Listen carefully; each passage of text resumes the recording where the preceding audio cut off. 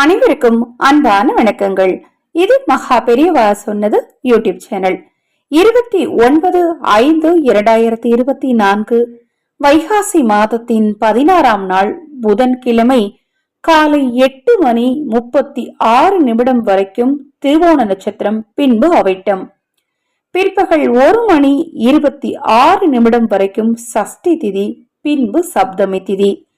இந்த நாள் மேஷராசிக்காரர்களுக்கு குழப்பம், ரிஷபம் இரக்கம், மிதுனம் சோர்வு, கடகம் கவலை, சிம்மம் இன்பம், கன்னி துயரம், துலாம் வேதனை, விருச்சிகம் ஆதாயம், தனுசு அனுகூலம், மகரம் சினம், கும்பம் நன்மை, மீனம் சுகம்.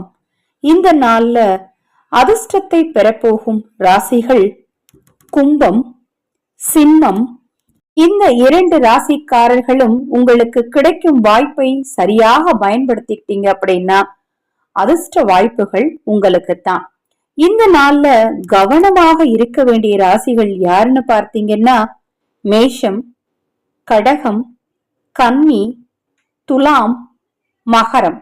இந்த ராசிக்காரர்கள்லாம் எதை செய்தாலும் ஒரு முறைக்கு பலமுறை யோசிச்சு செய்யுங்க. இந்த நாள்ல 12 ராசிக்காரர்களுமே ஒரு கைப்பிடி பச்சரிசியை எடுத்து குலதெய்வத்தை நினைச்சு உங்க வீட்டு பூஜையில வைங்க. மறுநாள் காலையில அதை தானமாக கொடுங்க.